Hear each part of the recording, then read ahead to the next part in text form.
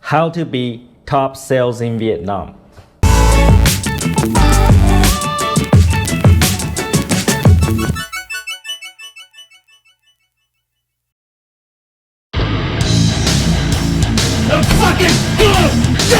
Take effing action, put it together, and subscribe to Tom Peng's channel on YouTube now.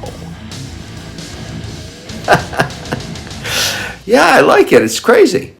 So congratulations for finding this video, because this video is going to help you become the top salesperson in your industry, no matter what it is, whether it's real estate, whether it's web design companies, whether it's anything. If you understand the concepts that I'm going to teach you today, you will have an unfair competitive advantage compared to all of your peers. So no matter whether you're new to sales or you're already a sales veteran, it does not matter. I believe what I'm going to show you today will help you in your career and will help you earn more money, will help you have the honor of being the best salesperson in your company.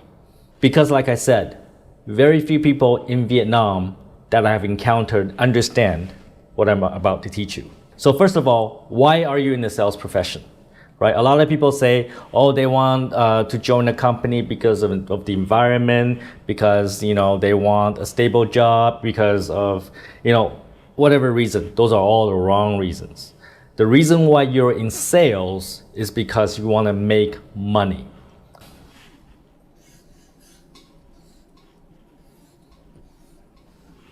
Right? If money is not the reason why you're in sales, then I'm sorry, you're gonna fail. You're gonna fail miserably. Because in sales, we measure success by how much money you bring in, how much revenue you bring in for the company, how much commission you make. You are in sales because you want to make money. Money is the points, the score that you measure yourself against. So it's like when you play a video game, the score decide whether you're a good player or a bad player.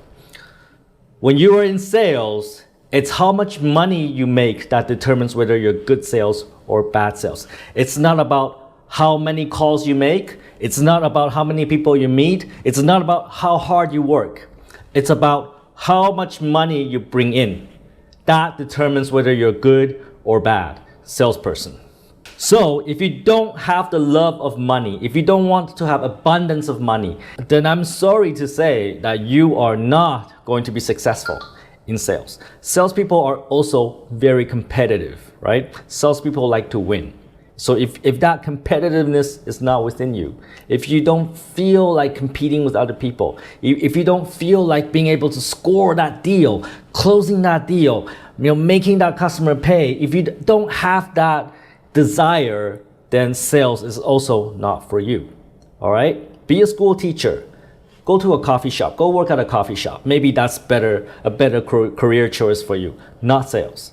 To be a salesperson, you must have the love of money, and you must be very competitive, and you want to win. And you want to make a lot of money. So what I'm going to teach you today is guaranteed to work. What I'm going to tell you today is guaranteed to work. All right? As long as you do what I tell you to do, it's guaranteed to work. If it doesn't work, it's because you did not do what I tell you. It's very important that you understand that. In sales, there are two very important things that you must do very, very well. One is discipline.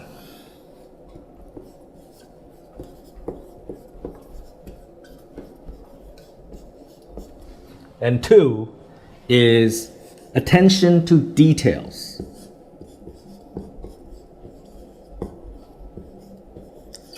Both are very important. If you don't have either of these, or if you only have one of these, again, you're gonna fail as a salesperson. I will explain why these things are important. In sales, everything starts with finding your potential customers. So the very first step in sales is called prospecting. So let me write that out.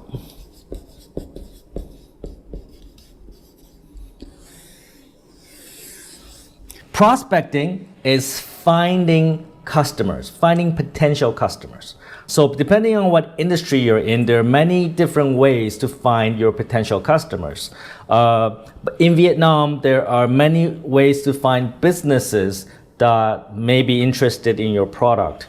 Let me illustrate some of the ways that you can find prospects. You can find businesses from Facebook. Most businesses have Facebook pages, and you can find businesses with Google Maps, right? This is a fantastic tool because you can find any business in all of Vietnam. You can find businesses in Cần Thơ, you can find businesses in Da Nang, you can find businesses focusing on manufacturing in Bình. With Google Maps, you can find literally any business in Vietnam, in any industry, in any location. Another way is business registrations.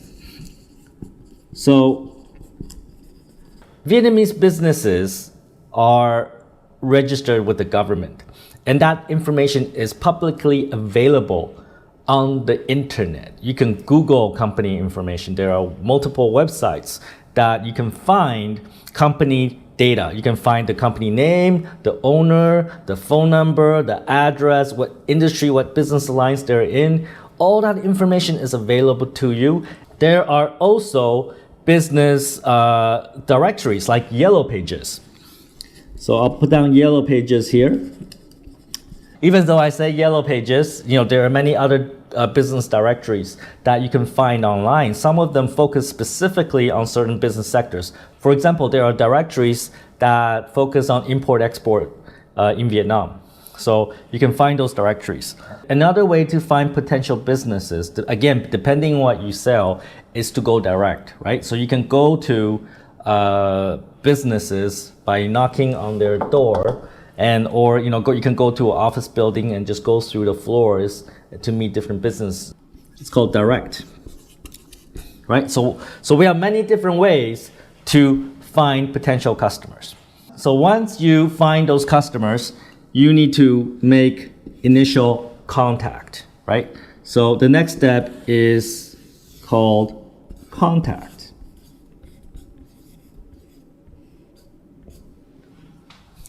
So there are many different ways to contact your customer. You can contact them by phone, you can contact them by Yellow, you can contact by Facebook Messenger, you can contact them by, again, direct face-to-face, going to their company or store. Another way to make contact with your customer is through web conferencing. So let's say if you're in Ho Chi Minh City, they're in Hanoi, and you want to show them what the product looks like, you want to show them, or if it's a software product, you want to show the screen, then you can use web conference. That is also an effective tool to make contact. So in all of sales, I would say this is the most important. I would put prospecting as the most important thing in sales. For you to be successful in sales, you must do prospecting and contact very, very, very well, right? So when I say prospecting and contact very well, I mean you have to reach out to a lot of people. I don't mean 5 people a day. I don't mean 10 people a day. I mean hundreds of people a day. Being able to find your potential customers, target them, and make contact is the most important thing you do in sales. So life is a numbers game. When you make contact with your potential customers, let's say when you make 100 contacts, guess what is going to happen? 98 of them are probably not interested. 98 of them probably have no interest in what you offer. Only about 2% will have some interest in what you do or what you offer. So If you want to be successful in sales, you must understand the numbers game. If you want to have 2 potential customers, you have to make 100 calls. If you want to have 4 potential customers, you have to make 200 calls. If you want to have 20 potential customers, you have to make 1,000 calls. It is that simple. The more you do, the more you get. The harder you work, the luckier you get, which means you should be coming into the office early in the morning. You should be the first person in the office and you should be the last person to leave. And when other people are sleeping during noon hour, during lunch hour, you are there making those calls, making sure you hit those numbers. So let's talk a little bit about contact. So I tell my salespeople that the best way to make face-to-face contacts is by inviting the customer to our office. Well, not because our office is awesome, not because our office is beautiful. The reason you want to do this is because you want to qualify the customer. It is very, very important that you qualify the potential customer. You do not want to waste time on customers that have no interest in your product. You do not want to waste time with customers that have no intention to buy you. Let's say if you're in real estate, you do not want to waste time on customers that just want to see the houses but have no money or no intention to buy. You want to make sure qualify them so that you only deal with potential customers, have money, ready to buy, they really genuinely have a need. So one way to qualify them is by inviting them to the office. And if they're willing to make that trip, that is a qualification step. So it shows you that the potential customer is genuinely interested in what you say, what you're offering. But of course, you can certainly make contact by going to their office. You can certainly make contact in a coffee shop. Those are viable ways of meeting your customers as well. So the biggest mistake salespeople make at this stage, prospecting contact, is that when they make the initial contact, they try to close the customer, right? So when they call the customer first time on the phone, they try to preach the product, they try to tell them how great the product is, and they try to close them, which is never ever effective. Let me ask you this. Pretend you're a boy, right? You approach a girl, and then for the very first time, the girl doesn't know you, she never met you before, and you go up to a girl and you say, hey, wanna sleep with me? Do you think that works? Actually, it does, because again, life is a numbers game, right? But the problem with that is that the numbers are like 1,000 to 1. Maybe you have to go up to 1,000 girls and say you want to sleep with me, and one of them will eventually say yes to you, right? But you don't want to play those odds. Those odds are not good odds. So what you don't want to do is sell when you make that initial contact. That initial contact should be about connecting with the customer, introducing yourself, building a relationship, warming the customer up. You do not want to contact them and make them feel that you are selling them something, right? People are generally turned off by salespeople, right? You don't want to go to a person and start selling because they will just walk away from it. So when you make the initial contact, the worst thing that you can say is, my name is Tom, I'm calling from XYZ company, right? Because immediately off the bat, they know it is a sales call, right? And the natural reaction is that they want to hang up the phone, they want to back off, they want to leave, right? You do not want to make them feel that it's a sales call, right? The better way to make the initial contact is by talking about the potential customer, right? So you ask them, hey, are you Phuc? Are you in the shoe business? Are you in the mobile phone business? You're asking questions about them. So when you talk about them, they would be interested because they're thinking, hey, maybe potential business, right? So they want to talk to you. So you start off the relationship on a good foot. All right, so you made the contact and you didn't scare them off. You introduced yourself and they're warm and they like what you said and they want to know more. So you move into the next stage, which is called presentation.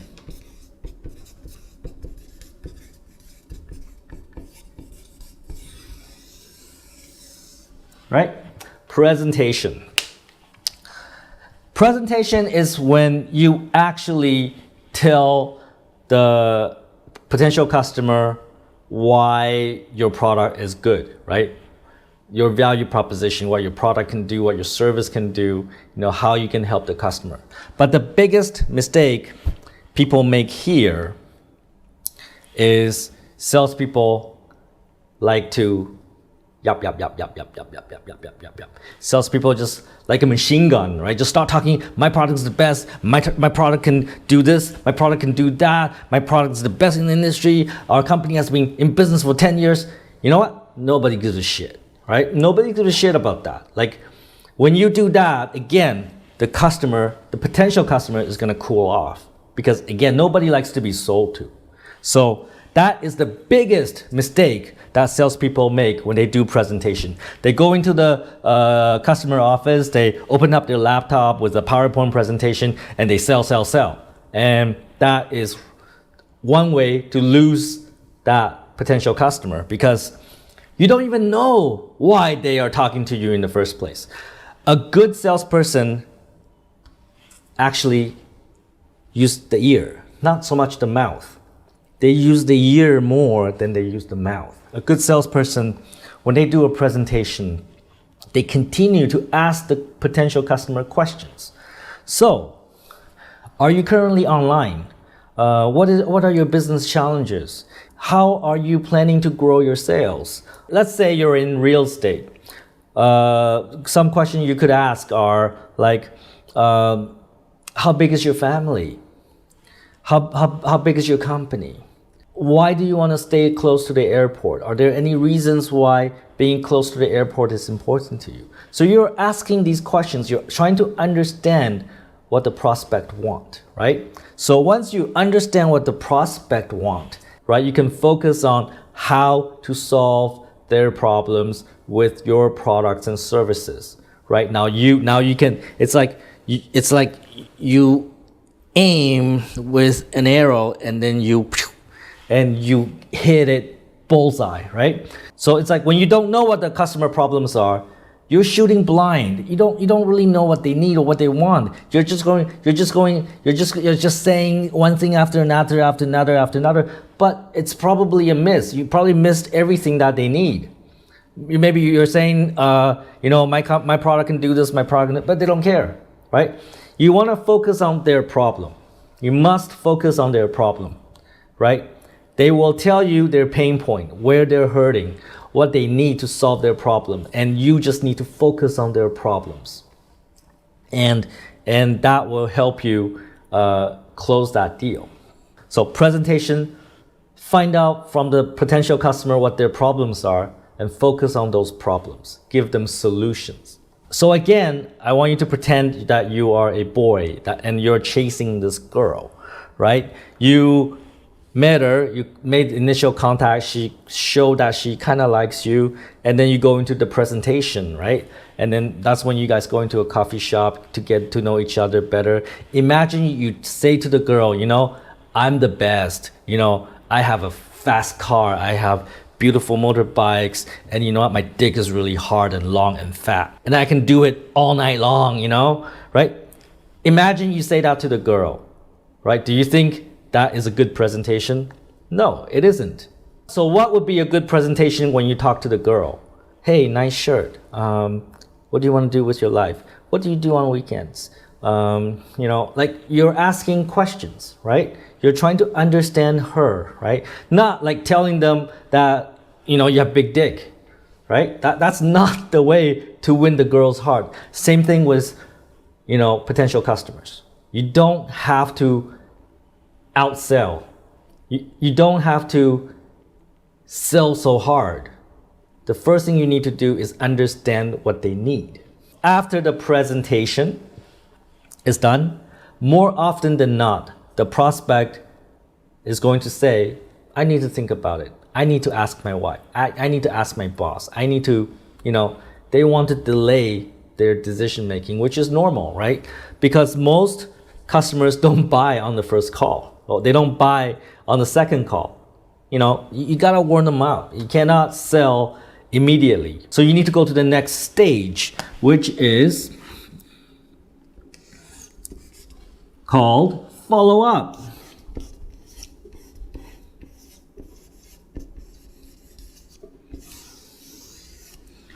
Right? So follow up is, I would say, the second most important thing in sales, right? Second most important thing in sale, because no deal is ever done with one phone call or two phone calls, and usually it requires 7, 8, 9, 10, contacts to close the deal. I want to talk about discipline and details, right? This is where you need a lot of discipline, right? Because you have to remember to call them back. They say to you, I need to think about it. And you have to remember to follow up. If they tell you, we don't have money this quarter, but next quarter we would have the budget to buy the product, you have to call them back next quarter, or maybe even a little bit earlier. You always have to follow up, right? I cannot make a decision now. I need to talk to my wife. Call them back 3 or 4 days later. Have you talked to your wife? Are you ready to make a decision? People are reactive. People are never proactive. If you don't push them, they're comfortable not making any decisions. People are afraid to make decisions. Your job is to help them make that purchasing decision, because by doing so, you're going to help them. You're going to help them with your products and services. You're going to make their lives better if they just make that decision and do the thing that they need to do, right? But people are scared. People are afraid.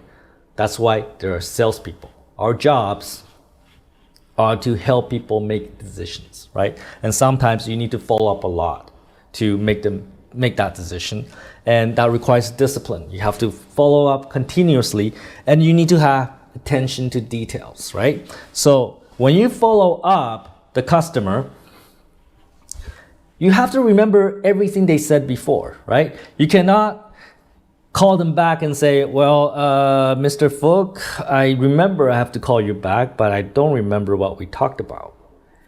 Immediately you lose the deal right there, because it shows them that you are not professional. You're not a professional salesperson. No one likes to do business with someone who's not professional, right? You always remember every detail. What they said to you, they have 2 kids, their mom is in the United States, their business cannot buy the product until next quarter. Whatever it is, you write them down so that you remember what they said, right? Follow up requires a lot of discipline and details. Discipline because you have to do it. You have to call them 1 time, 2 times, 3 times, 4 times, 5 times, 6 times, 7 times. Details because you have to remember what they said. You cannot forget any single detail. This is why CRM, that's why CRM systems are so important, right? Customer relationship management systems help you remember to call back.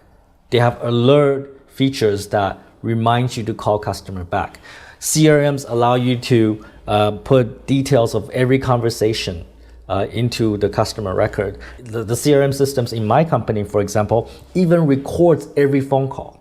So every detail, every contact that you make with the customer, it's in the system. You can always go back and find out what you said, what they said, right? Use CRM to help you with discipline and details, and so that you can do follow-up, which is the second most important thing in sales.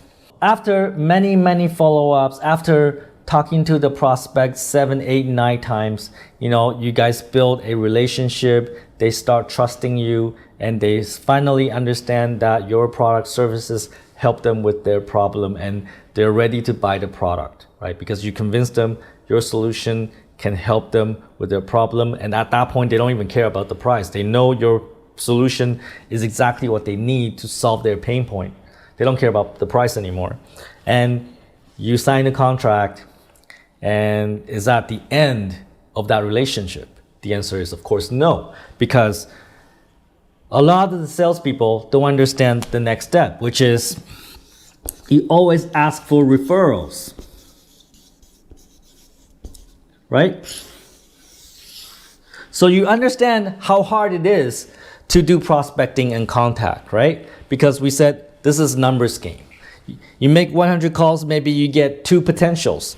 But when your customer give you a referral, right, it's like you're skipping all of that. You go straight to presentation, right? The customer that they referred you go straight to presentation. Hello, Mr. Nam. Mr. Fug told me that you also need something like this for your business, right? And it's a warm introduction because Mr. Fug introduced you to Mr. Nam. It's now you're connected, right? So they tend to trust you more, right? So when you can get a referral, you always get the referral because it is easy work to get a potential customer, so why not do it?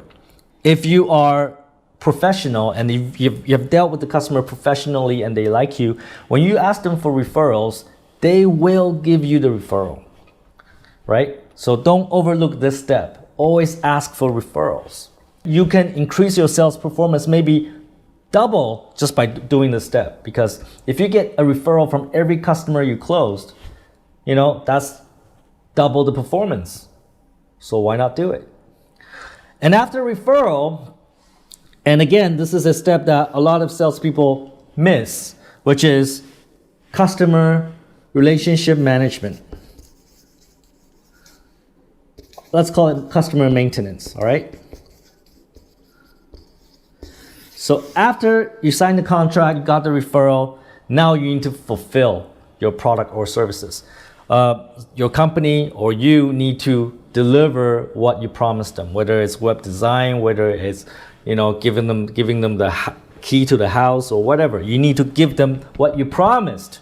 The relationship doesn't end there too. What you should do is, again, have discipline and attention to details and continue to follow up with the customer, right? There are many reasons why you want to do that, right? Every month, you know, you call the customer back. Are you happy with your purchase? Are you happy with the product? Are you satisfied with the service? You're asking them if they're happy, right? One, it shows them that you're truly a professional. And second, customers always want to buy something else later on. So you can always upsell, right? For some products that are subscription-based, by keeping a relationship with your customer, next year they're going to buy from you again, right? And again, you know, if you do this well, they'll probably give you more referrals. Maybe 3 months from now, you call the customer and then they tell you, hey, you know what? Actually, my brother also needs this product. Why don't you give him a call? Again, that's an easy customer, easy potential customer that you can get, that you go straight to presentation. You don't have to do this hard work here in prospecting and contact, right? So don't overlook referrals and don't overlook customer maintenance. What I just showed you here is the sales process. If you master this, no matter what industry you're in, whether you're in real estate, in technology, in any kind of products or services, if you just master this, you will be the top sales in Vietnam. Because when I ask salespeople in Vietnam, very few, I would say maybe less than 1% of the people understand this. It's fucking crazy, right? They don't understand prospecting is a numbers game, that, you know, it's 100 contacts to find 2 potential. Very few people understand that. Or maybe they do understand it, but they can't do it because they make 3 phone calls and they give up, right? So prospecting also requires a lot of discipline, right? You need to continuously find new potential customers, and that requires you to make a lot of contacts, and that is discipline. You have to understand that, you know, talking to potential customers is not about you, out talking the customer. It's about you finding out what the potential customer needs. It's understanding their problems. The presentation is not your opportunity to talk. Presentation is your opportunity to find out what the customer needs and how your products and services can help them, right? Very important. Very few Vietnamese salespeople understand that. They just want to talk, and they lose the sale. And follow up, extremely important. No sale is ever closed with 2 phone calls. Again, this is something Vietnamese salespeople don't really understand, right? They give up very, very fast. They make 1 call, customer says, I need to think about it, and they never call them back. Right? That's crazy. You need to continue to follow up. And this requires a lot of discipline and details. You have to remember what they said. Getting referrals requires a lot of discipline as well, right? You always have to remember to ask for it, right? Don't be shy. Don't be shy. When you close the customer, you're asking for money. Don't be shy about that. Always ask for referrals. And after you close the customer, it doesn't end there. You have to continue to keep that connection to the customer so that they give you more referrals and they may buy other products or services from you. This is hunting. This is farming, right? So that's it. Very simple. If you understand this and you apply it, then you'll be a true successful salesperson in Vietnam. And if you fail in sales, that's because you did not do this right. You don't have the discipline and you don't have the details. You don't follow up enough, you don't call enough, and you don't maintain your customer relationships. That's why you fucking fail. Take this information, use it in your sales career, don't be a fucktard, and take fucking action.